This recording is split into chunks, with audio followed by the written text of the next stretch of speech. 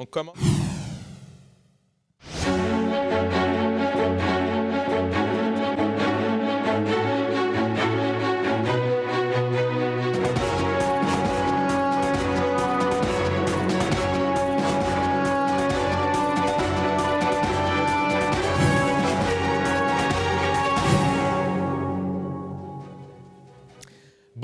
Bonsoir à toutes et à tous et bienvenue sur El Mararibia. Quel plaisir de vous accueillir pour ce nouveau numéro de Microscope. Soyez les bienvenus. Merci pour votre fidélité. Chaque soir, chaque jour, vous êtes maintenant depuis plusieurs années des millions de téléspectatrices et téléspectateurs à nous suivre et merci infiniment. Merci aussi pour les informations, les images que vous nous envoyez car encore une fois, je ne le répéterai jamais assez, c'est vous qui faites l'information et c'est vous qui transmettez donc via notre chaîne ces informations en Algérie mais aussi au monde entier. C'est important de les visionner comme toutes ces images d'incendie. Sachez que grâce à vous, la presse internationale, la presse française a repris vos images, a pu en faire quelques articles. On rend hommage aussi ce soir à tous les disparus de la Covid, à tous les disparus de ces feux qui ravagent maintenant l'Algérie, énormément la région de Kabylie depuis lundi soir.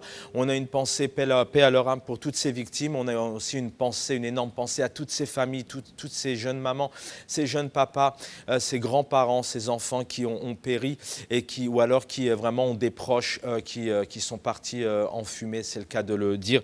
Donc on a une forte pensée pour eux. Ce sont des images, encore une fois, des souvenirs tragiques qui resteront gravés dans les mémoires. À ce moment très précis où je vous parle, on parle de plus de 65 personnes, enfants, grand-mères, grands-pères, jeunes femmes, des hommes qui ont perdu la vie dans ces incendies criminels qui ravagent le pays maintenant depuis lundi. Alors comment ne pas parler d'actes criminels, sachant qu'il y a plus de 50 départs de feu en même temps, notamment dans les dernières 24 heures en simultané dans plusieurs villes, mais énormément en Kabylie. Encore une fois, cette année, la Kabylie a été très touchée. Encore une fois, j'ai envie de vous dire, malheureusement, comme pour les séismes, les inondations, les sécheresses, les canicules, les pénuries alimentaires ou encore la Covid-19, puisque en plus de ces feux, la Covid-19 sévit en Algérie et aussi des incendies. Et bien encore une fois, c'est le titre de l'émission, les Algériennes et les Algériens sont livrés à eux-mêmes, seuls pour vivre, pour survivre. En 1962, vous le savez, c'est l'indépendance, une date qui devait être le début d'une aventure, une belle aventure de liberté, de joie, une nation pleine de projets, une jeunesse pleine de rêves pour grandir et s'épanouir.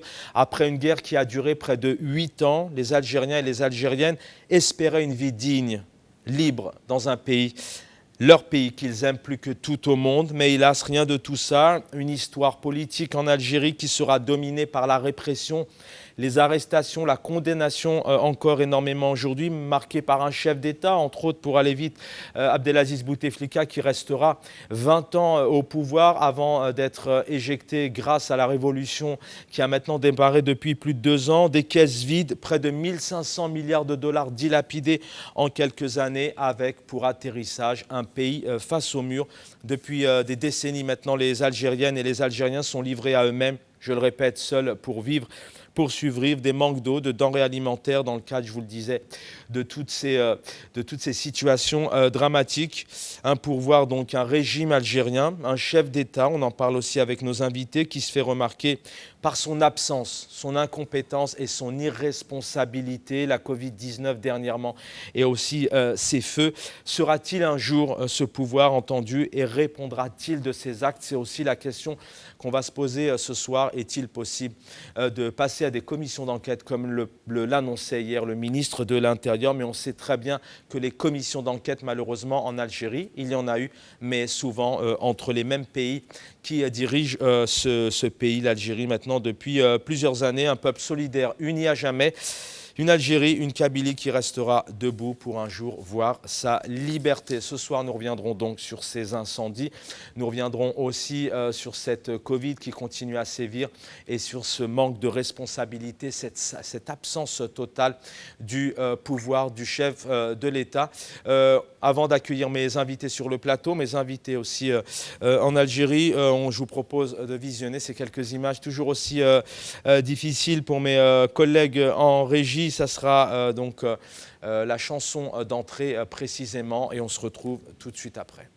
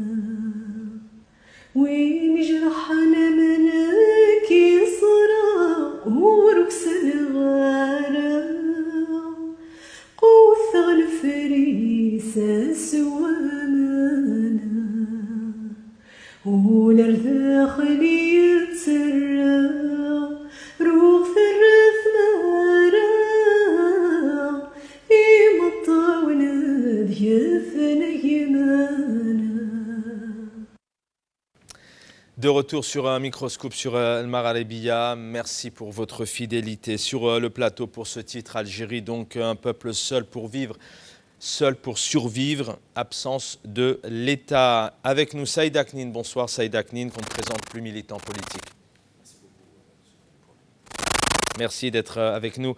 Abdelrahim Moussaouer, universitaire, militant FFS. Bonsoir Abdelrahim Moussaouer. Bonsoir Chaban, merci pour l'invitation.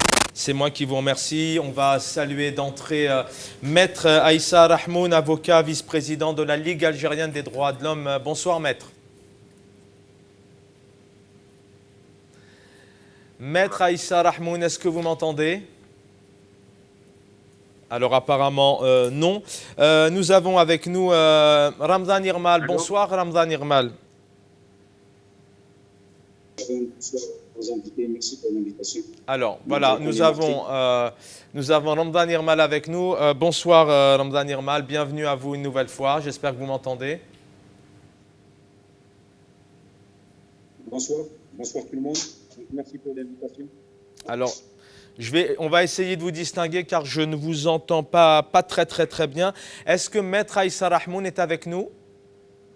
Bonsoir Chaban, vous m'entendez?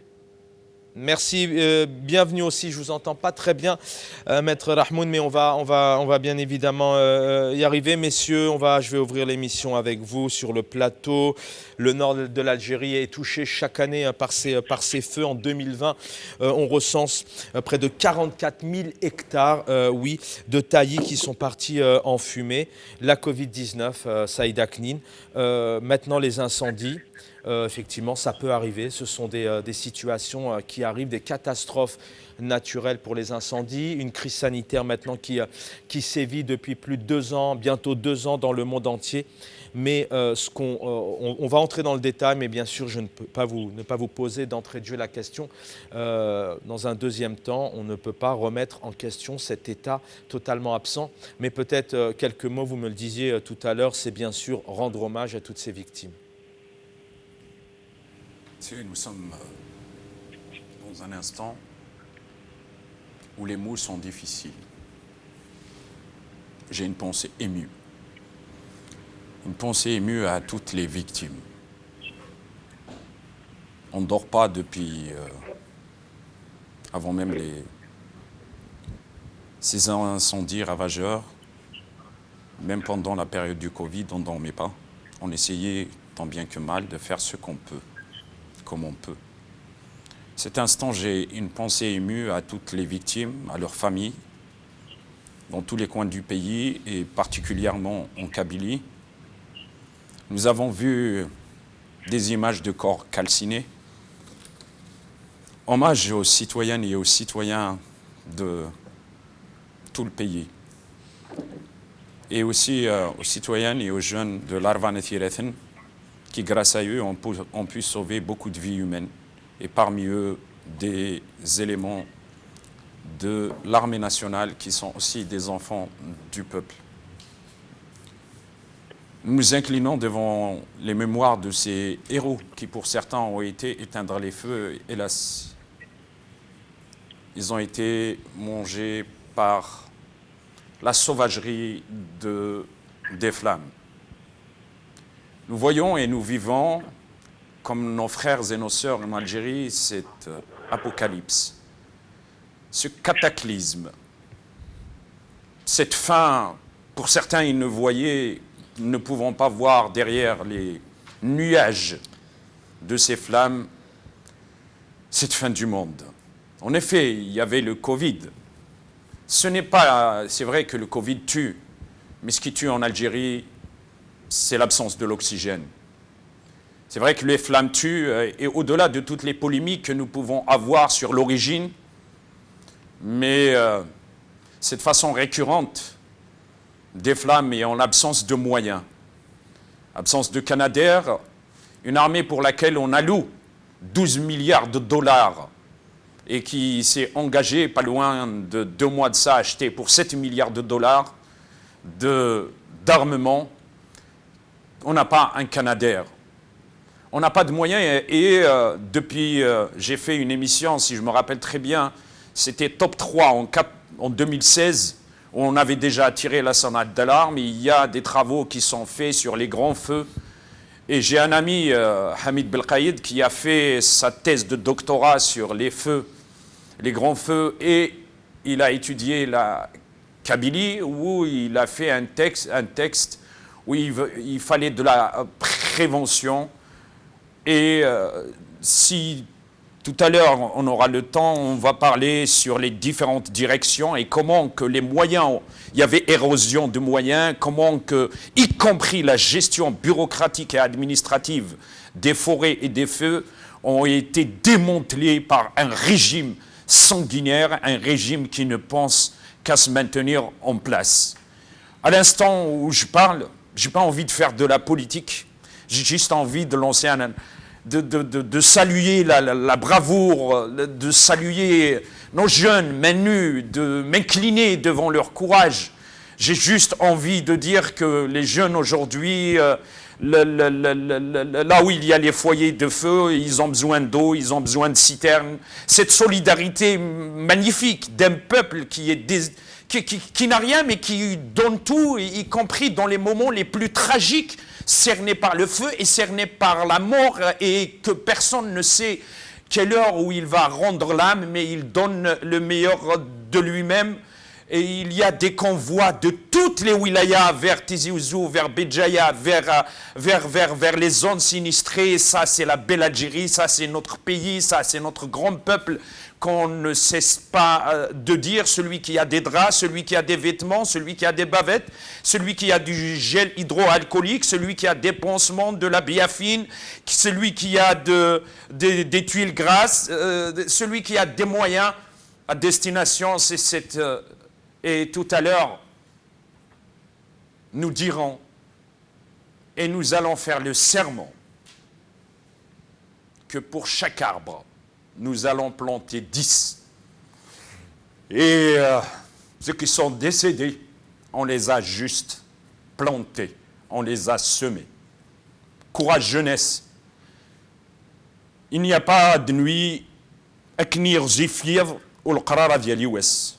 Après chaque nuit, il y a des aubes. Saïd Aknin, merci pour ces mots pleins d'émotions. Alors hier, j'avais proposé, on avait demandé, et c'est sérieux, à la présidence de la République, si vous avez envie de nous appeler. Il y a une question qui se pose, elle est simple. Pourquoi n'y a-t-il pas de Canadair en Algérie, sachant qu'une grande partie du monde entier possède des Canadair. Je donnais quelques chiffres hier, il y en a une quinzaine en France, il y en a une vingtaine en Italie, il y en a en Grèce, il y en a une dizaine, il y en a 5 au Maroc, il y en a un à la Tunisie. D'ailleurs, le président tunisien qui a proposé son aide hier, parce qu'il en a un seul, il a proposé son aide à l'Algérie. Emmanuel Macron, le président français, donc enverra 2 Canadair demain en Algérie, et puis a salué tout de même la solidarité, les mots, en tout cas, c'est ce qu'a exprimé sa solidarité le ministre des Affaires étrangères français, Jean-Yves Le Drian. Et sachez que Benoît Payan, le maire de Marseille, a aussi proposé d'envoyer des pompiers maritimes des aides, puisque Marseille, c'est pas très loin, vous le savez, de la capitale algérienne. Donc, il faut quand même tout de même saluer ces aides internationales. Mais c'est très compliqué parce que l'Algérien, d'abord, il est fier, mais nous avons surtout dans cet état d'urgence un pouvoir qui refuse les aides. Apparemment, avec Emmanuel Macron, c'est passé. Voilà, donc l'appel est lancé. Monsieur le Président, pourquoi n'y a-t-il pas de Canadair en Algérie? Dans quelques instants, on va tenter de joindre, il est un peu tard, mais l'ambassade d'Algérie, rue de Lisbonne, pourquoi pas, peut-être qu'ils vont nous répondre et nous donner leur avis un peu sur cette situation, sur l'absence de l'État, aussi sur la situation que vivent les Algériens, sur ce communiqué qui a été pondu vendredi dernier, pour mettre de la bureaucratie et peut-être des contraintes, de la récupération dans les acheminements de dons. Abdelrahim Moussaouer, pareil, je pense que vous êtes ému, il y a un hommage à rendre. Je pense que, après toute cette synthèse faite par Saïd, les mots ils sont dits, les choses elles sont dites. Je m'incline devant toutes les âmes de celles et ceux qui ont perdu leur vie en essayant de s'échapper aux flammes, que ce soit l'Arba'a Nathira, la wilaya Tizi Ouzou qui a été le plus touchée, Et on vient d'être informé que là, à l'instant, apparemment même vers Béjaïa, la commune de Barbacha, il y a eu 4 morts aujourd'hui. Ça a été annoncé par le maire de la commune de Feraoun. Depuis, comme le disait Saïd depuis tout à l'heure, bien avant le déclenchement de ces incendies qui apparemment sont d'origine criminelle, il y a eu cette vague, cette crise pandémique en Algérie, la Covid. Algériennes et Algériens, que ce soit au pays ou à l'étranger, essaient de s'organiser à travers des cagnottes, à travers des aides, le matériel, des produits de première nécessité. C'est-à-dire au moment où l'on s'y attendait le moins, il y a eu donc ces feux de forêt qui ont ravagé, qui ravagent encore en ce moment même plein de wilayas en Algérie, Guelma, Annabas, Kikda, Taraf, Jijel, Béjaïa, Tizi Ouzou, Boumerdes, même à Alger, Bdjaya, le parc national de Gouraya qui prend feu en ce moment. Et, les choses sont difficiles à dire.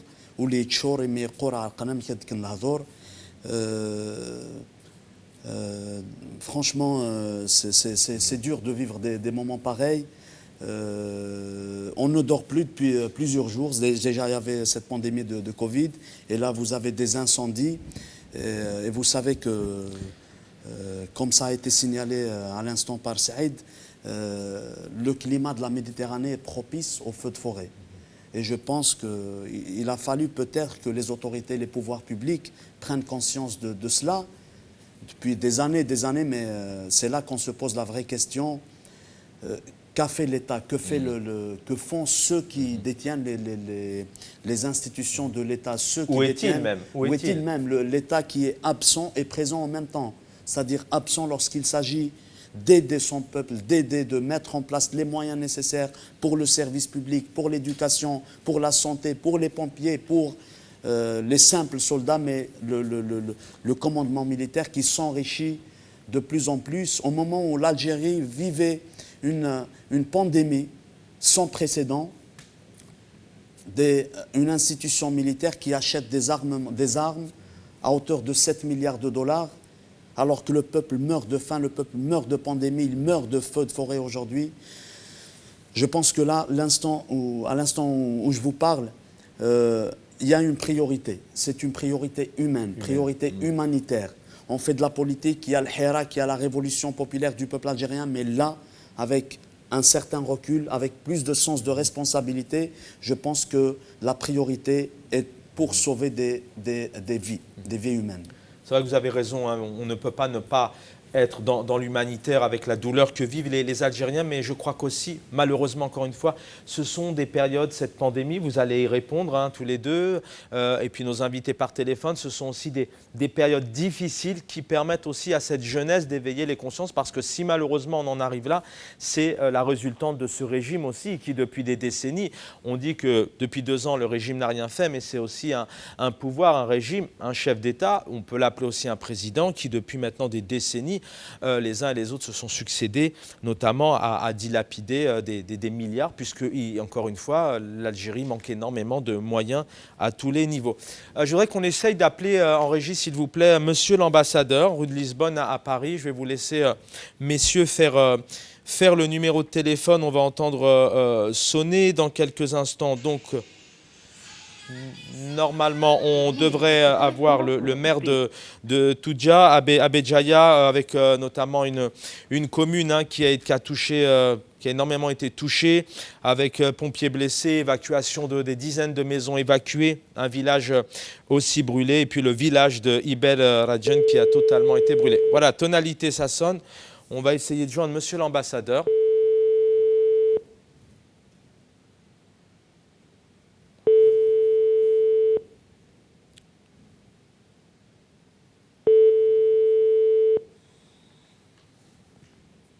Alors, c'est pas facile, hein, puisque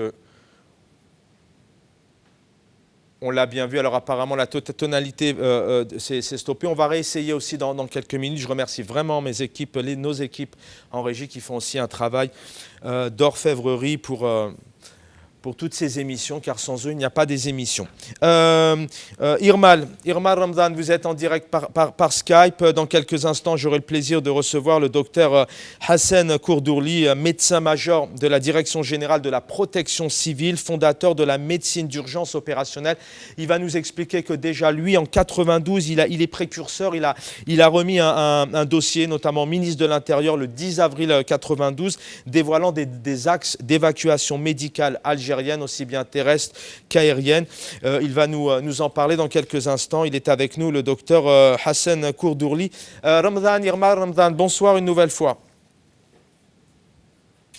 Bonsoir Chaban, bonsoir à mes collègues qui sont sur le plateau. Donc je vous remercie pour cette initiative. Merci infiniment. Merci infiniment, Irmal Ramzan. Vous êtes aussi mobile. Alors, il y a un peu de décalage.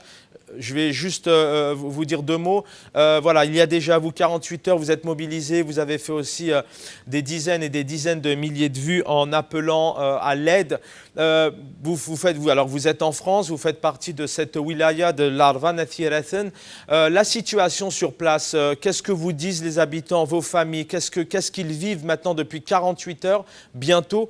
Et quelle est la situation actuelle? La situation actuelle, il n'y a pas de l'Arvan Athirathen. Je suis une personne meurtrie au plus profond de moi.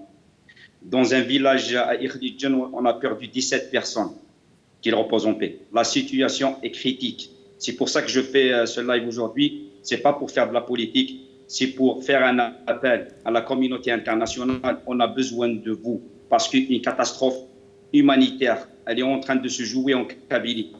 Exactement à l'Arvan Athirathen. On n'a rien. Mais alhamdoulilah, avec les appels qu'on a fait sur les réseaux sociaux, il y a plein de gens qui viennent de partout, les wilayas d'Algérie. Donc vraiment, je n'ai pas de mots. La situation est catastrophique. Les vieux sont en train de pleurer. Il y a même, ils ont trouvé même une femme enceinte décédée. Ça fait mal au cœur. Où va-t-on? Moi, la question que je me pose, c'est pas d'essayer de dénigrer ou quoi que ce soit, parce que les problèmes, on les connaît. Les causes, on les connaît. Mais maintenant, il faut faire une union. Il faut qu'il y ait une union internationale, c'est-à-dire de toute la communauté algérienne au pays, pour faire face à cette énorme catastrophe. C'est une catastrophe. Moi, j'ai vu des vidéos, j'ai pas dormi pendant 3 jours. Je suis meurtri. J'arrive même pas à trouver les mots. J'arrive même pas à travailler, j'arrive même pas à sortir. Les habitants de l'Arvan Athirathen ont énormément ému maintenant depuis plusieurs jours déjà avec la Covid, mais aussi avec ces incendies. Il y a le côté humanitaire, mais peut-être qu'encore une fois, les habitants de l'Arvan Athirathen ont entre autres, on va en voir quelques extraits sur d'autres wilayas ce soir, mais quel est leur sentiment? Bien sûr, sentiment de ils sont dans des états pas possibles, ils ont perdu leurs proches, leurs biens, mais est-ce qu'ils sont aussi peut-être dans un état de colère une nouvelle fois parce qu'ils sont seuls pour gérer une telle situation, éteindre des feux sur des milliers et des milliers d'hectares, des feux qui sont en train de ravager et qui montent parfois à une dizaine, une quinzaine de mètres, c'est pas facile. Qu'est-ce qu'ils vous disent? Ils sont en colère aussi avec la gestion de cet état? Bien sûr, tout le monde est en colère. Il y a même des gens qui étaient un petit peu optimistes pour une Algérie meilleure, une Algérie de demain.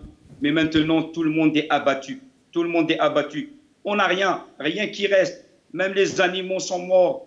Il y a des gens, ils ont travaillé des années et des années pour construire leur maison. Et la finalité, leur maison est brûlée. Il y a des gens, ils ont payé de l'argent fou pour acheter du bétail, pour vivre. Ils n'ont rien demandé à personne. Mais malheureusement, avec la situation catastrophique et surtout l'ingérence et aussi le manque de moyens et surtout le laisser-aller de ce système qui a fait que la situation est en train de mourir à petit feu. Donc c'est pour ça que je me permets de faire un appel à la communauté internationale et à mes amis qui sont ici, la diaspora algérienne, de venir en aide à cette population. Ils vous appellent, c'est un signal d'alarme. On ne peut pas les laisser, mes chers frères et sœurs. Il faut leur donner un coup de main. C'est une question de vie ou de mort, c'est non-assistance à personne en danger. Donc je vous supplie du fond du cœur, il faut les aider. dans la mesure des possibles. Je ne sais pas, est-ce que je peux vous garder quelques minutes, Ramdan Irmal, avec nous peut-être? Je sais Oui. que vous êtes Il y très a pas près. de Merci. souci. Merci d'être avec nous. Abdellah, en régie, on va diffuser la 19 et la 20. Vous allez voir, ce sont des messages très, très difficiles, hein. Vous allez entendre ici notamment des jeunes filles qui crient aussi en larmes. Et juste derrière, donc, j'aurai le plaisir d'accueillir le docteur Hassan Kourdourli.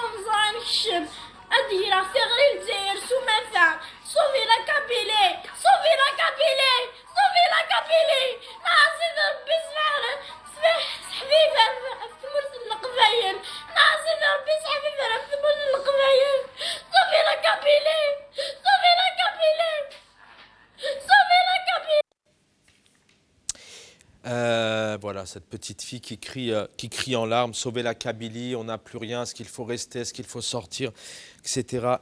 etc. C'est très très douloureux à entendre, on a beaucoup de mal à visionner ces images. Docteur Hassan Kourdourli, bonsoir. Bonsoir, Monsieur Chaban. Merci de nous faire l'honneur d'être avec nous, médecin-major de la Direction générale de la protection civile, fondateur de la médecine d'urgence opérationnelle. Je disais il y a quelques instants, donc déjà en 92, le 19 avril 92, vous avez donc remis un dossier au ministère de l'Intérieur avec quelques axes sur l'évacuation notamment aérienne. Vous êtes spécialisé dans l'urgence opérationnelle, c'est-à-dire notamment dans le cas de catastrophes naturel à l'extérieur en tout cas. Avant d'entrer un peu dans la défaillance, et vous le dites, de la gestion du risque incendie qui a été donc imputé aux décideurs de la protection civile, parce que c'est quelque part c'est la cause aujourd'hui. Mais peut-être un mot sur ce que vivent les Algériens et les Algériennes actuellement, peut-être aussi un mot d'hommage aux victimes, aux disparus. Quels que soient les mots, Monsieur Chaban, je tiens à vous remercier de m'avoir invité. Quel que soit, je n'arrive pas à trouver les mots justes pour pouvoir témoigner de tout ce qui se passe dans mon beau pays, où des gens sont meurtris dans leur chair, brûlés, calcinés, voire calcinés, qu'ils soient des civils ou des militaires du contingent. C'est vraiment grave. La faute est imputable à nos décideurs. D'accord ? La faute est imputable à nos décideurs. Maintenant, en premier lieu, en premier ressort, je me demande quels sont les moyens qu'a déployé la Direction générale de la protection civile pour l'évacuation encore des gens qui sont encerclés par les flammes, du moment qu'ils disposent de 6 hélicoptères ajustables. La première question aussi que je dois vous poser, ont-ils formé des pilotes quand même assez capables de piloter ces hélicoptères ajustables qu'ils ont acquis à des coûts exorbitants? D'accord? Maintenant, est-ce que ces hélicoptères font le décor de certains salons ou bien utilisés pour évacuer les populations encerclées par les flammes? Premièrement. Autre chose, est-ce que les gens brûlés au premier, deuxième et troisième degré ont été évacués à bord de ces hélicoptères qui devaient être médicalisés ou bien faire le déplacement à bord d'ambulances dans des trajets chaotiques qui vont encore engager le pronostic vital des victimes qui sont brûlées. Y a-t-il un PC de campagne, un hôpital de campagne pour prendre déjà en premier abord tous les brûlés ou les dispatcher vers des structures spécialisées pour déjà lever déjà l'urgence?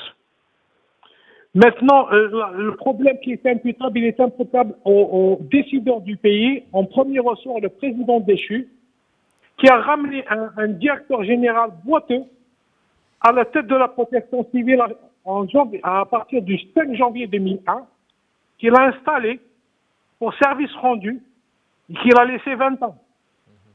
Ce directeur général dont je nomme, on ne sait pas maintenant si c'est un cas de schizophrénie, un cas d'amnésie cérébrale ou un cas ou un Alzheimer, qui était nommé dont le nom c'est El Habiri l'Akhdar sur le journal officiel et qui a géré la protection civile et le budget de la protection civile avec un fonds El Habiri Mustafa. Soi-disant c'est son nom de guerre. Ce monsieur qui a démoli toute la protection civile. D'ailleurs, il lui est imputable la catastrophe du 10 novembre de 2001 à Bab el-Oued, qui a fait des milliers de morts. La catastrophe du tremblement de terre du 23 mai 2003 à Boumerdest.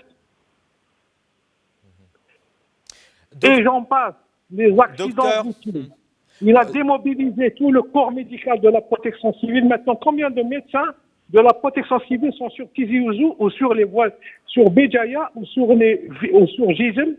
Je me demande combien de médecins sont de la protection civile qui ont été rodés, formés pour ce genre de pratique.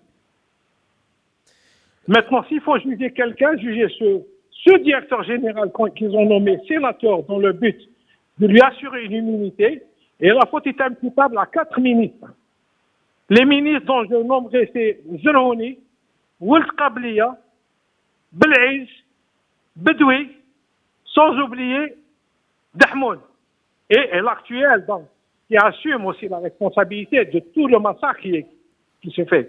Parce que ce directeur général, pendant 20 ans, il a dilapidé les deniers publics de l'État, de la protection civile, au lieu d'acheter des Canadaires. Pas plus tard que ce matin, leur colonel, soi-disant de l'information, il avançait la thèse que les Canadaires ne sont pas susceptibles d'être utilisés en Algérie. Il a invoqué des tas de choses alors qu'il n'est diplômé d'aucune université. D'accord? Ces gens-là qui gèrent la protection civile doivent être jugés. Ils doivent être jugés parce que c'est eux qui sont à l'origine de la mort. Ils auraient pu intervenir et sauver des vies s'ils avaient la capacité et les compétences. Docteur, ils nous ont tous cassés. Non, mais je m'excuse. Moi, hier, j'ai pleuré. J'ai pleuré. Ils nous ont brisés. En plus, on ne peut même pas être utile pour notre pays. Des dizaines de médecins ont été limogés par ce directeur général et des pilotes qui ont été renvoyés. On ne paye pas un pilote d'hélicoptère au même titre qu'avec des salaires de fonction publique. Maintenant, ce que je souhaite, qu'il y ait une prise de conscience au sein de la communauté nationale pour avancer des programmes de prise en charge des blessés, des brûlés plutôt, des brûlés, il y a même des blessés, des brûlés, et de réduire l'impact mortel. Moi, ce qui m'a désolé aussi de voir des soldats en tenue de combat et des rangers aller sur un front de feu sans vêtements unifugés, sans moyens de protection, sans équipement de protection collective, individuelle plutôt, pour pouvoir évacuer ces victimes. Et il y a eu quand même le désastre a fait qu'il y ait plus de 25 morts. Et tous des jeunes. Docteur, merci pour votre présence et merci de donner toutes ces informations parce que ce n'est pas facile de nommer les personnes, on l'a compris. Donc à l'époque, vous proposiez ce dossier, vous avez été donc évincé et puis vous le disiez, c'est l'ancien chef de l'État, si je ne me trompe pas, sous Abdelmajid Bouteflika, Abdelaziz, comme quoi lapsus révélateur. Abdelaziz Bouteflika, est-ce que, selon vous, vous qui êtes professionnel de ce secteur-là, est-ce qu'aujourd'hui l'Algérie, si on oublie le fonctionnement inexistant de l'État, est-ce que l'Algérie aujourd'hui pourrait subvenir et intervenir dans le cadre de ces situations dramatiques? Est-ce qu'elle pourrait faire face dans l'état actuel du pays où on est totalement out en Algérie? Oui, parce que oui, elle peut quand même récupérer, remettre les gens, les compétences à leur place, à leur poste, et évacuer les larbins qui occupent des postes administratifs avec des fameux grades, juste pour avoir de la bedaine, des costumes, de belles voitures.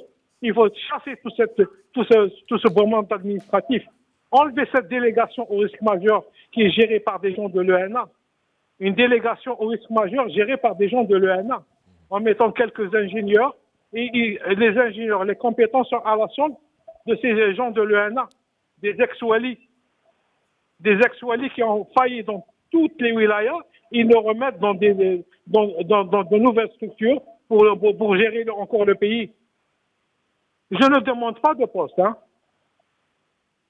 Je ne demande pas de poste. Après tout le malaise tous les malheurs que j'ai subis, je ne demande pas, je suis pas demandeur de poste. Je demande à ce qu'ils évincent, il y a une jeunesse montante. On est là pour les soutenir, pour leur assurer le soutien, pour leur donner les connaissances manquantes, mais pas pour prétendre à des postes. Quand je vois aussi des soldats du contingent mourir comme ça. Surtout, il y avait une vidéo où il y avait un jeune soldat. Bon, les gens ne savent pas apprécier, mais le voir avec une tenue de combat et un grand geste, il n'y avait même pas aucun moyen. Un jour, une peine pour éteindre la... Où sont les gens du génie? Pourquoi l'armée n'a pas ramené des barrières de sang? C'est vrai, peut-être qu'on n'a pas des contrats avec Bombardier, on n'a pas des contrats avec Canadair, mais on a acheté des Sukhoi, on a acheté des Antonov, on a acheté des Ilyushin, on a acheté des MiG. Ils auraient pu acquérir des barrières de sang chez les Russes, dans le cadre des mesures d'accompagnement de contrats. Quand on achète pour 7 milliards de dollars ou 12 milliards de dollars, on peut toujours avoir... Et ce dossier, je le connais depuis, ça fait maintenant bientôt 30 ans. On a eu même l'aide de l'Union européenne dans le cadre de la décision internationale sur les catastrophes des années 90, et ils ont fait capoter le projet. Et c'est les Égyptiens qui ont eu certains moyens, tous les moyens. On a eu quelques hélicoptères et qui ont été, je ne sais pas où est-ce qu'ils sont partis, dans les années 80. Mais on aurait pu quand même sauver, ne pas tomber dans 67. On peut avoir des décès, on ne peut pas dire de risque zéro, mais pas arriver à 67 quand même. Et peut-être plus. Ça me fait mal au cœur parce que c'est des dossiers que ça... Oh, je m'excuse, M. Chaban. On comprend votre colère. C'est un dossier que vous connaissez par cœur. Vous en avez fait partie. Malheureusement, il n'a pas abouti. Un dernier mot avant de vous quitter, docteur, peut-être. Monsieur Chaban, je demande juste une chose. Qu'il cesse d'acheter des ambulances. J'ai dit dans le travail que j'ai remis, il y a la variation climatologique et géologique du pays, donc il faut certains moyens adaptés. Pas d'ambulance. On ne peut pas, sur des montagnes comme ceux de la Kabylie, ou ceux de Tlemcen, ou ceux de, je ne sais, on ne peut pas utiliser des ambulances. Ou au sud, on ne peut pas utiliser d'ambulances. Il faut des moyens aériens, des aéronefs. Mais Romain, il achète parce qu'il y a derrière des... Il y a de la corruption, voilà. L'Ahbiri doit être jugé. L'Ahbiri, l'Ahbiri, Mustafa, avec le faux, le faussaire, le corrompu, doit être jugé. Il doit être relevé du Sénat. Alors, au ministre de la Justice, de l'évincer du Sénat. Merci. Je vous remercie, M. C'est moi qui vous remercie. Je présente mes sincères condoléances à l'ensemble de la population algérienne. Sans oublier... Oh, je m'excuse, je perds mes mots. Oui. Je présente mes sincères condoléances à l'ensemble de mes compatriotes algériens. Voilà. Merci docteur. Merci docteur Hassan Koudourli, donc médecin majeur de la Direction Générale Protection Civile, et vous avez fondé la médecine d'urgence opérationnelle. Saïd Aknin, je reviens vers vous. On a pas mal de vidéos, mais place aussi aux invités. La situation elle est de plus en plus grave, mais quand on écoute un professionnel comme le docteur Hassan Koudourli qui dit que c'était possible, qu'en 92, d'ailleurs pendant la décennie noire, il remet un dossier le 19 avril 92 avec des axes d'évacuation, avec des choses précises, et déjà à l'époque, il y a plus de 20 ans maintenant, on n'écoute pas. On a bien compris sous Abdelaziz Bouteflika, donc on met quelqu'un qui n'est pas du tout du secteur. C'est des choses qui durent longtemps et c'est pour ça qu'aujourd'hui, l'État est inexistant, il n'y a pas d'État. Vous savez, la question des incendies, j'ai sur moi une étude qui a été faite en 2012 où tous ces aspects ont été étudiés, où tous ceux qui travaillent, tous ceux qui assument des postes de responsabilité savent qu'en Algérie, la gestion d'incendie, d'abord, il y a un manque criard de moyens. À certains moments, jusqu'en 1994, il y avait eu une subdivision de la direction des forêts en deux organisations. Une qui était pour plus le travail théorique et une autre pour plus la construction de digues, l'assainissement des forêts, le nettoyage des forêts, ainsi de suite, ainsi de suite. Et depuis, j'avais eu un ancien responsable des forêts tout à l'heure, Jamel, que je respecte, qui m'avait dit jusqu'en 1994, pratiquement à côté des forêts, chaque village, il y avait 3 ou 4 de chaque village qui travaillait pour les forêts. Et depuis, et ajoutant à cela les travails saisonniers. Mais quand on analyse un peu la courbe des plus grands foyers qu'a connu l'Algérie, on va trouver qu'il y a qui dépassent les 100 000 hectares. C'est 1983 et c'est juste avant les grandes réformes sur le bradage des richesses nationales et la baisse du cours du pétrole. En 1993-94, on sait que c'était un moyen utilisé et qu'on nous a présenté ça comme un moyen de nettoyer les maquis pour identifier et repérer les terroristes. Et en 2012, on se souvient tous, 2012, ce qui s'était passé, Tigentourine, et encore une fois, pour dire que moi, vous savez, à partir du moment qu'on ne fait pas, qu'on ne rende pas vérité et justice pour l'assassinat de Matoub, des 200 000 morts, les 20 000 disparus. À partir du moment qu'on ne fait pas justice et vérité sur les 128 de Kabylie en 2001, les 174 dans le Mzab, ces luttes claniques qui, à chaque fois en 1997, pour faire partir Zerouel, il y avait eu des crimes contre l'humanité, et à chaque fois que ce système s'enrhume, le peuple tousse. Et nous disons au commandement militaire, à la présidence, aux résidus du DRS,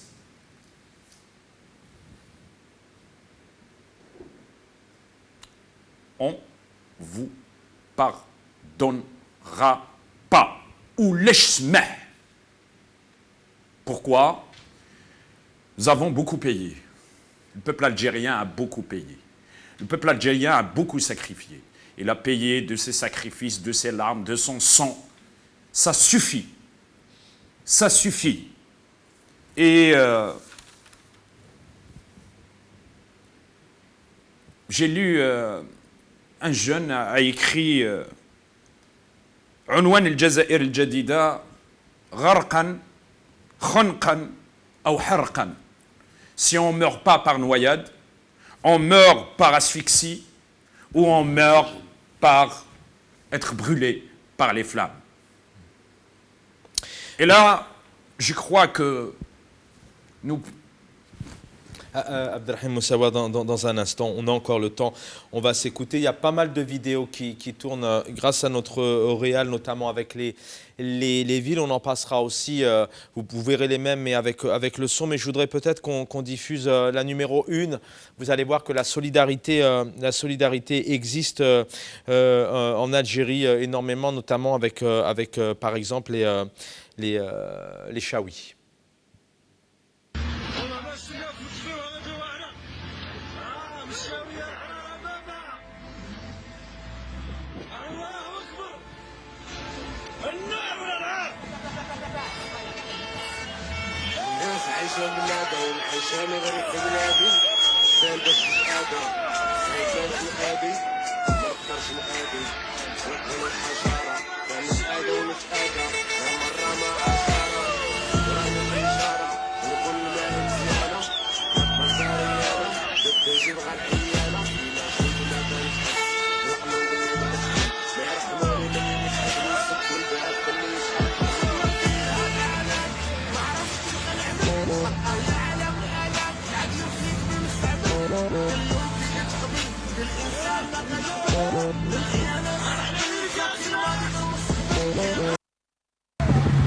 بسم الله السلام عليكم ديستيناسيون تيزي وزو ان شاء الله فوالا معنا ديجا لهنايا 1 2 3 4 5 6 7 8 ما يعمروا 9 ما في الطريق ومازال واحد في الحومه يتعمر خوتنا انطلاق الرحله 10 فراقن من باب الزوار سوريكال نحو تيزي وزو اكزاكتومون بلاصانا رايحين للمقلع الا كاين الناس تما يستناونا برك باش يعاونونا يديشارجيو معنا يحطوا معنا راهم كاين دي فورغون راهم جايين فيهم كلشي ان شاء الله ومازال الناس تاع الجي مازال ما عندنا دي فورغون في باب الزوار في سوريكال راهم يعمروا ومازال يزيدوا يعمروا ويزيدوا يقلعوا العشيه ان شاء الله اللي يحب يدير الخير راهم تما وربي يحفظكم ان شاء الله. Voilà, aussi à Alger, vous avez vu les fourgons qui se préparent pour se diriger vers Tizi Ouzou. Je vous donne la parole, Abdellah, pendant qu'on commence la discussion avec nos invités. Si tu pouvais nous diffuser la carte notamment des incendies sur les 24 dernières heures avec la source AFP, c'est la numéro 22. Voilà, vous l'avez donc ici à l'antenne, voilà où c'est bien sûr rouge. Vous avez vu que la région de Kabylie a été énormément touchée, à Tieni, Tizi Ouzou, Yakouren, bien sûr, du côté de Jijel aussi. Voilà, énormément de feux qui ont ravagé une partie de l'Algérie, une grande partie de la Kabylie. Messieurs, alors est-ce que nous avons réussi à joindre Aïssa Rahmoun, maître Aïssa Rahmoun? Il est avec nous? Ah, très bien. Bonsoir, maître. Bonsoir à vous, bonsoir aux invités, aux téléspectateurs de Magharibia. Merci maître, je viens à vous juste derrière, donc vice-président de la Ligue algérienne des droits de l'homme. Et d'ailleurs, ça sera aussi la même question aussi pour le vice-président de la Ligue algérienne des droits de l'homme et le juriste, puisque vous êtes avocat. Maître Aïssa Rahmoun, Abdelrahim Moussawa, vous avez entendu il y a quelques instants donc le médecin major de la Direction générale de la protection civile. Vous pouvez réagir là-dessus. Un pays qui manque totalement de moyens. Et puis une autre question qui a commencé à entamer Saïd Aknin. Est-ce que réellement ce pouvoir, ce président, ces instances, ces autorités politiques pourront être entendues un jour? Alors vous avez commencé à en parler, Saïd Aknin, avec toutes ces disparus, les années noires, à Ban Ramzan, bon, on peut en citer plusieurs, entre autres, ces deux éléments-là. Ces vidéos qui nous parviennent de pas mal de wilayas algériennes, des vidéos des actions de solidarité, sachant que la dernière vidéo, la première, c'était Khanchla. Il y a, sans oublier qu'il y a quelques semaines, la wilaya de Khanchla jusqu'à Tbessa avait subi, je dirais même à peu près la même chose qu'en Kabylie. Ils étaient avec les moyens les plus rudimentaires, sans moyens, avec des pelles, avec des hommes et des femmes, des jeunes qui faisaient face aux feux de forêt et qui se déplacent aujourd'hui sur des camionnettes sous un soleil de plomb de Khanchla jusqu'à Tizi Ouzou. Je pense que c'est ce genre d'images qui nous mettent quand même, malgré les difficultés, malgré la tragédie qu'on vit, ça nous met un peu du bon cœur, un peu d'espoir. et ça nous renseigne sur la nature de ce peuple algérien qui montre une solidarité populaire, nationale dans les moments les plus difficiles. Après, pour rebondir peut-être rapidement sur ce que disait notre docteur tout à l'heure, vous savez, avec le régime en place en Algérie, les postes de responsabilité sont occupés par des incompétents, par une incompétence, le benamisme, le piston, tandis que les personnes capables de gérer les institutions de l'État, des personnes qui ont une certaine maîtrise, on les pousse à la sortie. Elles se retrouvent pour une grande majorité à l'étranger, à servir d'autres pays, alors qu'on a la possibilité de servir notre pays d'origine, notre Algérie. C'est intéressant ce que vous dites. C'est vrai que pendant des années, on a bridé, on a fermé ces incompétences. L'Algérie, c'est des chirurgiens, c'est des professeurs, c'est des scientifiques, c'est des docteurs. Et c'est vrai qu'on les a bridés. On ne leur a pas laissé la chance de pouvoir aussi... Ça veut dire, vous avez un exemple. Vous avez un professeur en médecine. Et vous savez que les médecins algériens, ils sont parmi les médecins les plus réputés à l'échelle internationale. Même les établissements hospitaliers du monde entier se disputent les médecins, les spécialistes algériens.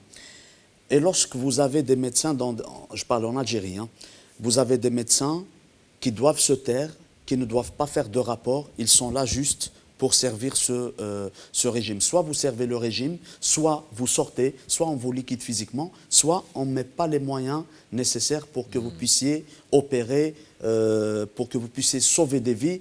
Est-ce que vous pensez que ce médecin a la possibilité de sauver des vies? Il ne peut pas le faire parce qu'il n'y a pas les moyens nécessaires. C'est un peu comme l'état civil, plutôt la protection civile. Oui. La protection civile, à l'échelle d'une wilaya par exemple, on n'a pas d'unité dans toutes les daïras, on n'a pas d'unité dans toutes les communes, et les unités qui existent un peu peut-être par-ci, par-là, n'ont même pas les moyens d'éteindre les feux.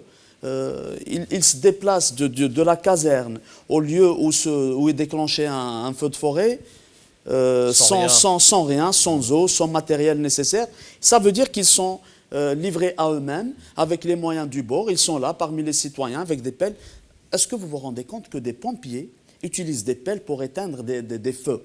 Alors qu'en principe, un pompier, une unité, c'est les moyens, c'est toute la logistique qui va avec.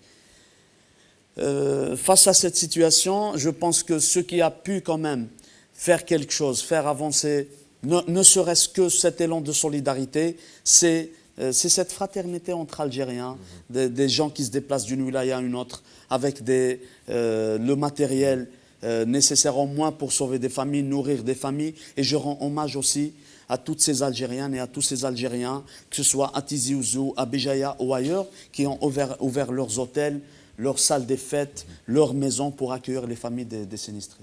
Notamment au 99 Val d'Hidrin, dans la wilaya d'Alger, on a effectivement un restaurateur qui dit voilà, vous pouvez venir quand vous voulez. Sans oublier un point très important. Il y a quelques mois de cela, si vous vous souvenez, il y avait une manifestation des pompiers en Algérie à travers quelques wilayas. Et la direction générale a licencié, enfin, a suspendu 320 pompiers. On en a besoin aujourd'hui. C'est vrai, c'est important. Oui, j'ai été accusé. J'ai mon cousin Hamza qui est suspendu. Et j'ai été accusé, comme quoi c'est moi qui a manipulé la main de l'étranger. La main de l'étranger par les relais de la police politique, du DRS, de la présidence, du commandement militaire. Oui, c'est assez... Ça relève de la folie. Maître Aïssa Rahmoun, rebonsoir. Maître, d'abord peut-être la situation, parce que vous êtes avocat, vous êtes vice-président de la Ligue algérienne des droits de l'homme et vous êtes avant tout citoyen algérien, vous aimez votre pays. La situation dans le pays actuellement, comment est-elle? Et puis j'enchaîne aussi sur une question, comme ça vous avez la parole. Vous êtes juriste, c'est peine perdue de dire demain ces responsables politiques devront répondre, comme chaque pays dans le monde entier, notamment dans le cadre de la Covid, des ministres en Occident ont répondu à des questions au Parlement, à des commissions. Donc peut-être un premier point sur la situation et un deuxième point.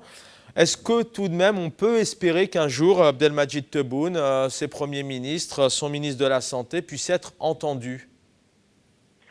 Ben, écoutez, Chaban, avant d'entamer les deux questions à la fois, qui sont des questions croisées, euh, autant que citoyen, vous savez déjà, je m'incline devant et je présente mes sincères condoléances à toutes les familles qui ont perdu des êtres chers, leur chair, leur sang, durant ces incendies meurtriers qu'a connu la Kabylie, en particulier l'Algérie en général, parce qu'il y a des feux de forêt qui ont éclaté partout, simultanément, au même moment. Euh, Ça, c'est la première des choses. On doit s'incliner devant la mémoire des jeunes qu'on a perdus, des parents qu'on a perdus. Salim Oufroch, un chic type de chez moi, qui est un flah, a essayé de sauver son cheptel. Il a succombé à feu qui a dévasté son cheptel, mais aussi la mère et les deux sœurs de Fort National du côté d'Irgen. Vous savez, je suis profondément très meurtri, très attristé, mais aussi révolté. Pourquoi? Parce que je suis originaire de Michelet, Ain el-Hammam, où des villages entiers ont été ravagés par les feux de forêt. Je suis né à Fort National, où le plus grand nombre de décès est enregistré. Et j'habite Beni Douala. C'est Tizi Hibel Mahmoud. Et je salue Saïd au passage, il est de cette région. Grâce aux jeunes de cette région, ils ont surmonté c'est incroyable. Tu sais, Chaban, on a vu des scènes, on a vécu des situations. Réellement, c'est apocalyptique, c'est Apocalypse Now. C'est un no man's land généralisé qui s'est orchestré en Kabylie. J'ai écouté très bien le communiqué du responsable forestier qui disait que ces actes sont des actes réfléchis, délibérés, c'est des actes criminels. Et entre-temps, le wali de Tizi Ouzou, qui est le représentant de l'exécutif, installe une commission d'enquête. Réellement, où sont les commissions d'enquête installées depuis l'indépendance du pays à l'occasion de chaque événement, de chaque détresse, de chaque génocide qui frappe le peuple algérien?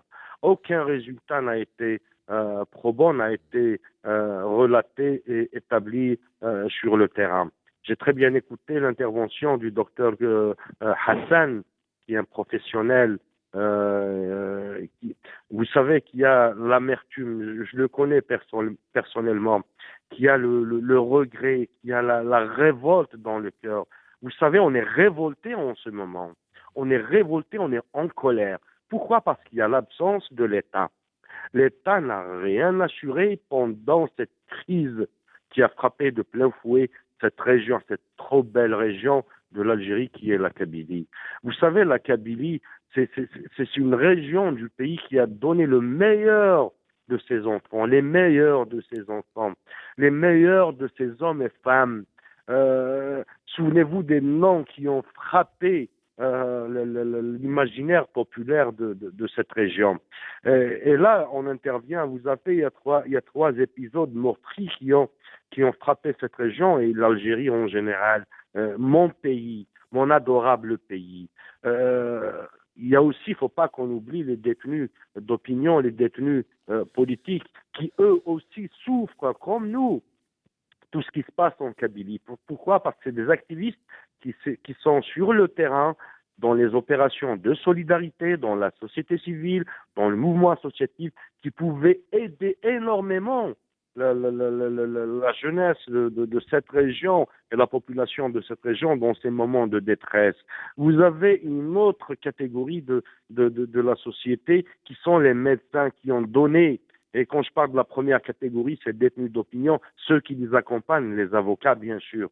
La deuxième catégorie, ce sont ces médecins aujourd'hui qui se sont battus contre la Covid-19 et contre ces gens transférés, évacués dans des hôpitaux, dans des services d'urgence avec le peu de moyens dont ils disposent, où la solidarité du peuple algérien, de la société, les a aidés à avoir les produits de base pour un traitement de base réellement. La troisième catégorie, c'est la protection civile et les forestiers. Et subitement, qu'est-ce qu'on fait comme synthèse pour ces trois catégories? Vous savez, les avocats, les détenus d'opinion, ces activistes du Hirak, ces médecins et ces soldats, ces malades et ces soldats, les deux à la fois, ceux qui ont subi la Covid-19 par ceux qui ont subi le manque d'oxygène par négligence de l'État et ceux qui se battent sur le terrain contre ces incendies avec une pelle et une pioche. Et la troisième catégorie, c'est effectivement la protection civile, les forestiers qui ont vu un chiffre important durant leurs revendications socio-professionnelles évincées par le régime en place. 300 voire 400 éléments pouvaient servir éventuellement la population dans cette conjoncture un peu particulière. C'est ce que disait Abderrahim Moussaouer. Une autre question pour... Oui, je voudrais juste en fait de ne pas oublier vraiment, c'est important parce que malheureusement, comme chaque soir, le temps passe vite. Peut-être vous, le juriste, d'abord, les Algériens sont solidaires, ils vivent une situation très compliquée depuis des décennies. Et à chaque fois, on dit, on verra, on essaiera, on verra, on est solidaire. Ce pouvoir, jusqu'à quand les Algériens vont subir ça? Et ce pouvoir, devant qui il répondra demain? Une question, une lame à double tranchant.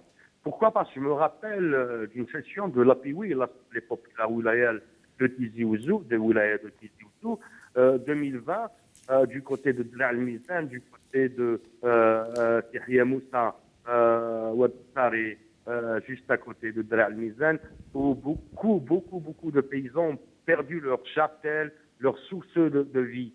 Le président de l'APIWI, et j'assume mes déclarations, le président de l'APIWI, mauvais élève qu'il est, avait promis, maintenant on n'aura plus de problème d'incendie en Kabylie. Qu'il se met devant ses responsabilités, qu'il se met devant la population qui lui ont attribué ce mandat. Malheureusement, ما كنبقى مستقبلي تفصيل النير تبقى تسولمي الساقيون تسوفا لا suspensable parce que quelqu'un qui n'est jamais responsable de cet acte, de ces dires, un populiste incroyable. J'assume ce que je dis. Sur le plan juridique, Hamdabaka Chaban, Hamdabaka Saïd, tous les invités, tous ceux qui nous suivent actuellement. Est-ce qu'on est dans un état de droit? Autant que praticien du droit, je ne crois pas en la justice algérienne, ni à ses procédures. Je ne crois plus à toutes ces enquêtes menées par la police politique, menées par les services de je ne crois pas. Contre la justice, contre le droit et contre les mains de la police politique, contre la justice, contre le serment d'un juge et contre les bras du commandant du secteur, du wali, du petit calibre de quartier, du petit investisseur de quartier, de cette oligarchie locale, régionale, il n'y aura plus de justice. Il n'y a pas de justice. Aucune enquête sérieuse ne va être réellement suivie, aboutie à une opération de vérité, de justice, de réparation, tout en dehors d'un état de droit démocratique. C'est pour cela, Lyon, notre combat, ce n'est pas un combat de technicité juridique. Pourquoi? Parce que le juridique est aussi, il y a un télescopage entre le juridique et le politique. Contre la justice, ce pouvoir judiciaire, cet appareil judiciaire est entre les mains d'un régime mafieux et entre les mains d'un régime antipopulaire et entre les mains d'un régime qui tue les enfants. On n'aura pas de vérité, ni de justice, ni de réparation. C'est pour cela que le Hirak, aujourd'hui, que la révolution du peuple algérien, Lyon, Parce qu'en fin de compte, on est meurtri, effectivement. On est abattu, effectivement. الكتاب يرود البطل البطل باب الخوف الخوف ديالو بزاف غالبي تاكل. Merci maître Issa Rahmoun, on a le plaisir de vous écouter régulièrement. Merci pour votre fidélité et puis d'assumer toujours ces propos, parce que je rappelle encore une fois un salut énorme à toutes ces personnes qui témoignent et qui prennent la parole, parce qu'en Algérie vraiment c'est très difficile et c'est des risques énormes pour soi et pour sa famille. J'avais proposé à Abdellah, oui, la numéro 11, et après je vous donne la parole à vous deux, messieurs. Vous allez voir ici un SOS très poignant, puisque à Toudja, on devait inviter, on tente de joindre le maire de Toudja à Béjaïa, on n'arrive pas parce qu'il est très pris actuellement, cette commune qui subit actuellement plusieurs pertes. Un village brûlé, des incendies qui touchent les appartements et des habitants qui malheureusement doivent évacuer et quitter le village. J'appelle un SOS, Toudja en flamme, Toudja en feu, SOS. S'il vous plaît, partagez la vidéo. SOS, Toudja en flamme, SOS, s'il vous plaît, un appel de détresse. Toudja en flamme. Toudja en flamme, s'il vous plaît, SOS. S'il vous plaît, intervention urgente. Appelez les pompiers, appelez l'armée, appelez je ne sais pas. SOS, s'il vous plaît, Toudja en flamme. Alerte, SOS. Toudja en feu. Toudja en feu, SOS. Les mots sont clairs. Et on en a encore comme ça. On vous diffusera dans quelques instants une image qui va vous parler. Vous parliez tout à l'heure d'arbres et d'oliviers, Saïd Aknin. Messieurs, on va terminer avec vous. Il nous reste encore un peu de temps. Le 12 juin, il y avait ces pseudo-élections législatives. On n'entend plus aucun parti politique aujourd'hui. Makri, le MSP, si je ne me trompe pas, avait dit qu'il avait des représentants dans toutes les wilayas. Il y a aussi des partis politiques dits d'opposition qui voilà, sont absents, des partis politiques aussi qui font partie de ce pouvoir qui sont absents. Vous pourrez réagir là-dessus. Mais aussi, vous le disiez tout à l'heure, est-ce que c'est la suite, c'est cette révolution quelque part, puisqu'on l'a compris, ce pouvoir, vous êtes militants tous les deux, il ne sera jamais entendu. Il pourra continuer comme ça, malheureusement, pendant encore plusieurs années. Abdelrahim. Là, c'est juste pour rebondir sur un point très Allez-y, important, vous avez ce la que parole. disait M. Issa Rahmoun, d'ailleurs, que je salue à l'occasion. Lorsqu'il parle de commissions qui sont menées effectivement par la police politique, qui sont infiltrées de part et d'autre. Vous savez, en Algérie, lorsqu'il y a un vrai scandale, lorsqu'il y a un véritable problème, que ce soit politique, économique ou social, si vous voulez tuer ce problème, si vous voulez ne plus en parler, créez-en une commission d'enquête. Oui. Une commission d'enquête menée par ce régime.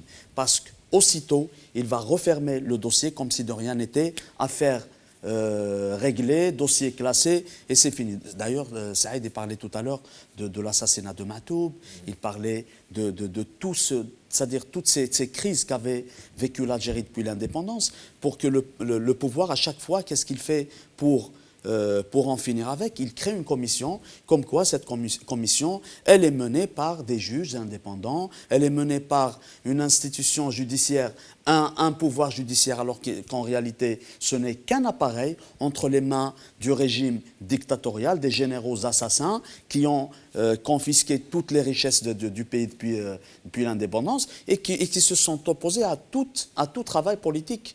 À tout travail politique sain, parce que nous avons un régime depuis 1962 qui mène les institutions de l'État à sa guise, mais il empêche tout travail politique. Qu'est-ce qui cherche ce régime aujourd'hui? Il y a quasiment 1400, 1500 milliards de dollars en quelques années dilapidés. Est-ce qu'il y a encore des choses à apprendre? Qu'est-ce qu'il cherche encore ce régime à l'heure actuelle avec ce pays, malheureusement, à part son peuple solidaire et son peuple qui est là? Bien sûr, qu'est-ce qu'il reste? Il y a toujours des choses à prendre. Il y a des richesses naturelles, il y a les privilèges, que ce soit au niveau local ou international, le pouvoir, parce que nous n'avons pas des hommes d'État, nous avons des hommes de pouvoir qui cherchent le pouvoir en Algérie. Donc je pense que c'est malheureux de le dire en ces moments où l'Algérie traverse une crise sanitaire, des feux de forêt. On n'est pas là pour faire de la politique politicienne, comme on l'a dit tout à l'heure, mais les choses, elles sont là. La responsabilité numéro un incombe à ce régime qui a dilapidé toutes les richesses du pays, qui a ôté, enfin, qui n'a même pas pensé à mettre en place des institutions légitimes, démocratiques, mais les postes, c'est-à-dire les éléments clés qui sont les Moudjahidines, l'armée, Serebs, DRS, la sécurité militaire, et ils les ont enrichis pour se maintenir. Parce que l'objectif numéro un de ce régime aujourd'hui, ça a toujours été le cas, c'est de se maintenir en place, de mettre en place tous les moyens qui font croire à l'étranger qu'il y a un semblant de démocratie en Algérie. Vous parlez de ces partis. Il choisit ces partis, c'est-à-dire ceux qui sont de son côté. Il choisit aussi son opposition. Cette opposition que l'on trouve dans des salons à l'Assemblée nationale, ceux qui Djil ou qui veulent D'ailleurs, on ne l'a pas entendu, Soufiane Djilali, notamment oui, mais c'est-à-dire ce pouvoir a besoin d'une opposition qui porte le nom de la démocratie ou autre, mais en réalité, c'est des relais du régime, au niveau local, au niveau national, à toutes les institutions.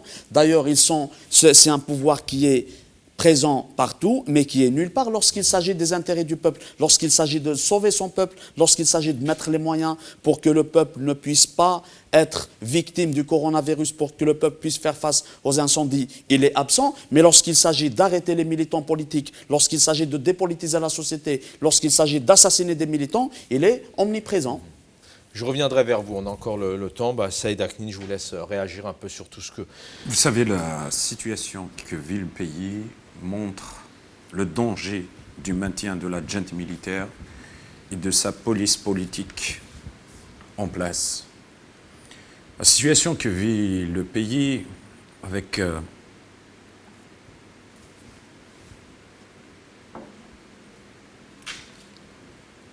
la région d'Aben Ramadan à la veille du 20 août,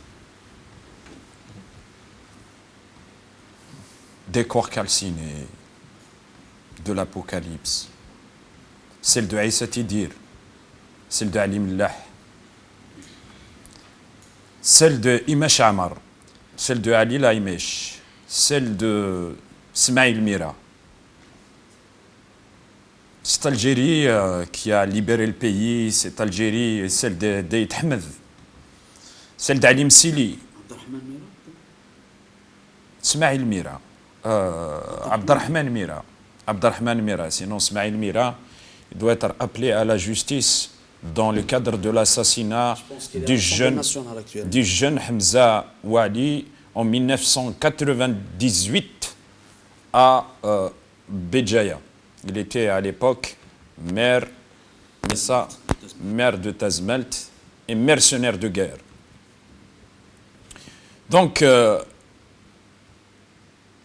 toutes ces régions, aujourd'hui livrées aux flammes, livrées à l'asphyxie,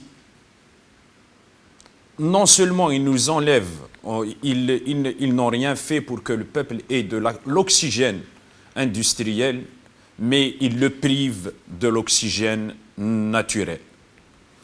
Ceux qui le font, bien sûr qu'ils utilisent un certain nombre d'instruments. Bien sûr que les flammes tuent, mais c'est plus l'absence de moyens qui tue. Bien sûr que le variant Delta tue, mais c'est l'absence d'oxygène qui tue. Mais jusqu'à quand ce pouvoir va mettre en place l'absence de ces actions? C'est un peu bizarre ce que je dis, mais à la fois, jusqu'à quand ce pouvoir le peuple algérien gardera est en train ses méthodes de construire. L'exemple de la construction de cette unité de soins à Tazmalt, l'exemple de cette solidarité citoyenne, c'est quelque chose qui est en train de naître. Laissons le peuple algérien sécréter ces formes d'organisation. C'est des organisations qui sont proches du citoyen, qui sont des organisations de proximité.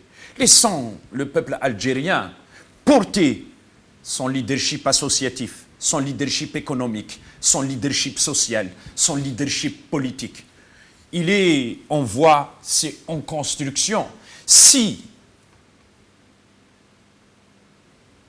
ils ont pondu un communiqué avec lequel ils ont voulu nous entraver dans cet élan de solidarité parce qu'ils avaient peur de cette solidarité, de cette organisation. Ça leur fait peur, cette solidarité. Et cette organisation, seule la lutte paye grâce à notre mobilisation. Et là, je crois que nous avons maintenu le rassemblement du 14, Oui. même s'ils ont reculé.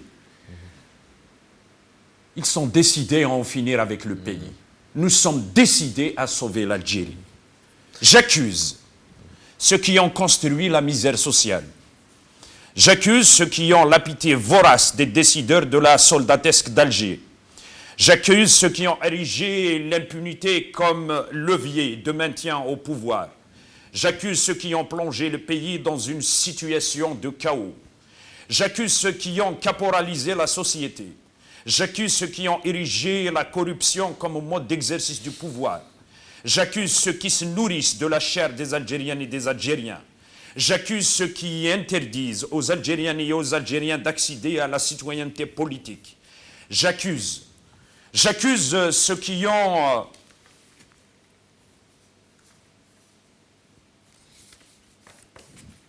décidé d'en finir avec notre histoire et notre mémoire.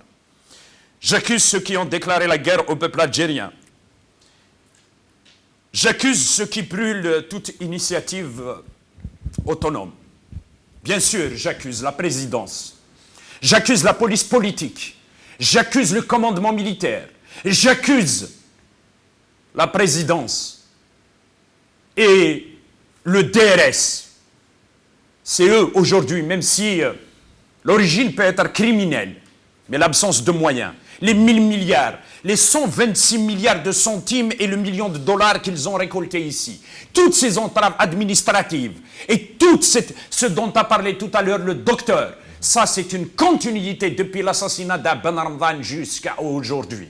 Mais nous faisons la promesse au peuple algérien et là je propose à Berber TV, à Il Maghribiya, à toutes les chaînes d'organiser des télétons pour reconstruire l'Algérie, reconstruire la Kabylie. Nous faisons la promesse et le serment à nos frères et nos sœurs, là où ils sont, et exceptionnellement en Kabylie. La Kabylie est intouchable, elle est plus grande que la police politique, plus grande que le commandement militaire, plus grande que le DRS, plus grande que leur soutien à l'étranger. Et l'Algérie est encore beaucoup plus grande.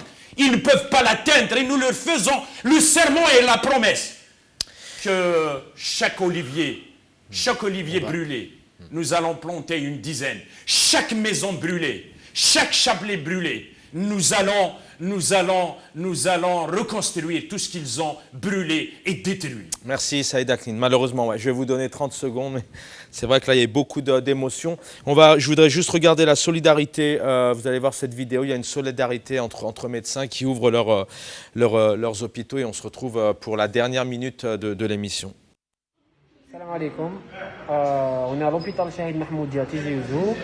Donc, il y a une câble d'équipe médicale, paramédicale. On veut vous dire, demander aux gens de venir. يجونا باطل كاين شكون يداوي فيهم الناس كامله يتسناو toute l'équipe يتسنى من المقبلات. مرحبا بكم.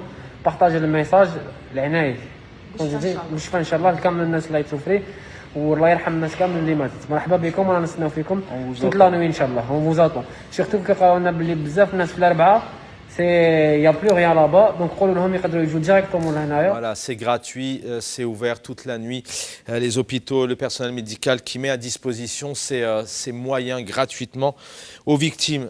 Allez, on va terminer avec vous, Abdelhamid Moussawa, vous avez deux minutes. J'allais dire juste que ce qui dérange, ce qui fait peur le plus aux régimes autoritaires, c'est l'auto-organisation des citoyens et des sociétés. Je pense que là, aujourd'hui, ce qu'a fait la communauté algérienne établie à l'étranger avec toutes ces cagnottes, ce qui a fait réagir l'ambassade d'Algérie à Paris, comme quoi toutes ces denrées alimentaires, cette cagnotte, cet élan de solidarité, le matériel qui a été acheté serait géré par le ministère de la Santé. Ça veut dire que vous avez d'un côté un peuple solidaire, fraternel, qui se constitue comme un État, et vous avez un État défaillant, c'est-à-dire le régime algérien, qui a muselé les institutions de l'État, et pour se corriger, il veut se montrer comme quoi c'est lui qui gère ces cagnottes, c'est lui qui gère cette solidarité nationale, alors que même, c'est vrai, c'est un constat qu'on fait amèrement, mais je pense que là, avec tous ces incendies, cette crise pandémique a fait que les Algériens se sont réunis, les Algériens se sont solidarisés entre eux. Je pense que c'est l'un des miracles de ce peuple qui est capable de se solidariser, de créer un élan de solidarité nationale, ce qui constituera le futur État algérien. Abdellah va nous offrir une minute. Merci en régie. Donc la suite, est-ce que le peuple algérien, c'est dur à dire, mais est-ce qu'il ressortira encore plus fort? Vous l'avez évoqué, Saïd Akhnine, plus fort et qui restera debout. Et c'est la suite, c'est peut-être la révolution, vu que ce pouvoir ne sera jamais entendu. La nécessité du moment, c'est qu'il s'en sortira vivant, en bonne santé, parce que ce que nous voyons aujourd'hui, malgré toutes ces difficultés que l'on observe sur les réseaux sociaux, les vidéos qui nous parviennent du pays, je pense qu'il y a quand même un message d'espoir, de solidarité, de fraternité, d'unité du peuple algérien qui va s'écouter demain, qui va discuter, qui va construire toutes des passerelles de communication entre Algériens. On en a vraiment besoin parce que ce régime qui ne recule devant rien, il n'y a que la force populaire unie, fraternelle qui pourra le faire reculer. Merci à tous les deux. Donc rendez-vous samedi, mais on en parlera demain pour une mobilisation devant l'ambassade. Saïd Akhnine, merci infiniment. Vous avez été très ému et c'était très important de vous avoir tous les deux, militants politiques, universitaires, militants FFS, Abderrahim Moussaouer. Le plaisir d'avoir reçu Aïssa Rahmoun, avocat, vice-président de la Ligue algérienne des droits de l'homme, Ramdan Irmal. Oh, Ramdan Irmal, vous êtes encore avec nous? Je ne sais plus. Non, je vous salue, merci infiniment pour votre témoignage. Vous êtes très très pris ces derniers temps, vous mobilisez énormément et bravo pour ce que vous faites. Le docteur Hassan Koudourli, qu'on ne remerciera jamais assez puisqu'il a été clair, il dit les choses. Médecin majeur de la Direction générale de la protection civile, il a fondé la médecine d'urgence opérationnelle. On attendait de joindre l'ambassade d'Algérie. On n'a pas réussi. On va terminer avec cette image pleine d'espoir. S'il te plaît, Abdellah, que tu nous as préparé dans les dernières secondes. Saïd Akhnine, je vous invite à regarder cette image, vous allez voir qu'elle est très poignante. Voilà, donc c'est une image qui a été vraiment postée, elle est réelle, hein, ce n'est pas un montage, on a cette... voilà, l'Algérie renaîtra de ses cendres. Merci. Merci, le peuple algérien est là. Bonne soirée les garçons en régie, merci infiniment, à demain pour un nouveau numéro de Microscope. Ciao, ciao, bonsoir.